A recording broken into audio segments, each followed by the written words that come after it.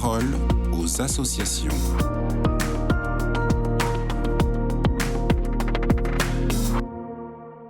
Bonjour à tous, bienvenue dans la parole aux associations. Aujourd'hui, je suis avec Monseigneur Pascal Gollnisch, le directeur général de l'œuvre d'Orient. Alors Monseigneur, vous avez un message particulier puisque vous nous parlez depuis Beyrouth. On vous écoute. Auditeurs de KTO, bonjour. Je suis actuellement dans les rues de Beyrouth, d'où une délégation importante de France, conduite par le président de la République, est venue au Liban pour saluer les nouvelles autorités libanaises.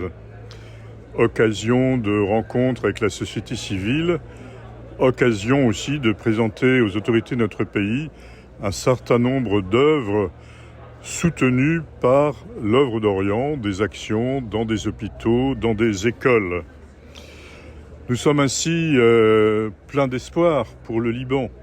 Se doter d'un nouveau président attendu depuis plus de 10 ans, d'un Premier ministre qui semble être un homme droit, intègre, laisse présager d'un avenir positif, encore à construire bien sûr, un avenir d'un gouvernement nouveau et par conséquent aussi après ça des réformes nécessaires pour que l'aide internationale des États ou des grandes structures internationales comme le FMI puisse parvenir au Liban pour aider ce pays meurtri à se redresser, à se relever.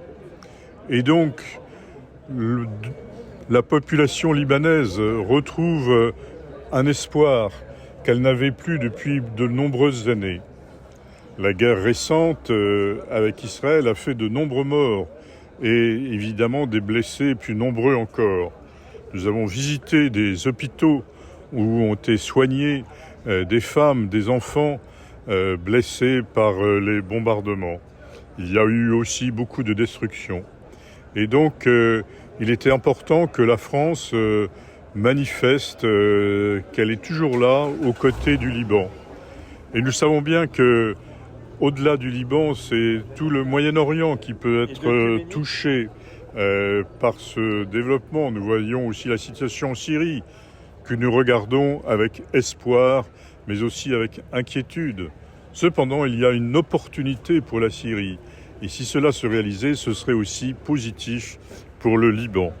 Bref, tout cela est nouveau, tout cela peut être positif, tout cela conduit l'œuvre d'Orient à redoubler d'efforts pour évaluer les besoins des chrétiens dans l'exercice de leur mission au service de la population, dans les écoles, mais aussi dans les instituts de santé.